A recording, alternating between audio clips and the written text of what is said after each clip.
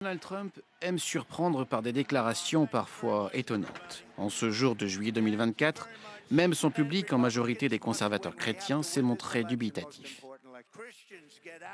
Les chrétiens, sortez, allez voter, juste pour cette fois. Vous n'aurez plus à le faire ensuite.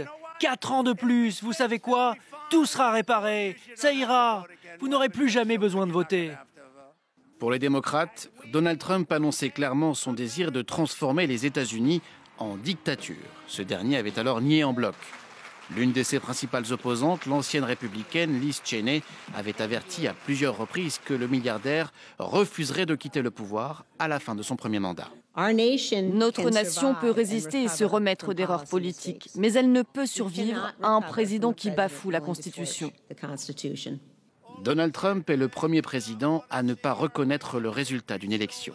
Accusant son rival Joe Biden de fraude électorale, il pousse ses partisans à contester le scrutin, ce qui mènera aux violences contre le Capitole du 6 janvier 2021.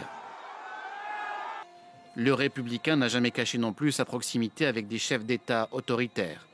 Des signes qui font dire à ces universitaires que la démocratie américaine est en danger.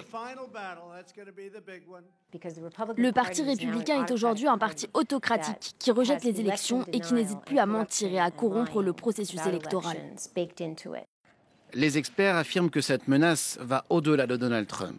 D'après eux, une décision récente de la Cour suprême sur l'immunité présidentielle constituerait un tournant majeur. Elle protège désormais un président de poursuites pénales pour des actes commis durant son mandat. La décision de la Cour suprême sur l'immunité présidentielle est un concept extrêmement vague, qui élève le président au niveau d'une figure royale. Ce n'est clairement pas ce que les pères fondateurs avaient souhaité alors qu'ils venaient de mettre en défaite le roi d'Angleterre. À ce jour, Donald Trump est le seul ancien président à avoir été condamné pour un crime fédéral. À toutes ces critiques, le milliardaire répond que c'est le camp d'en face, démocrate, qui constitue une menace pour la démocratie.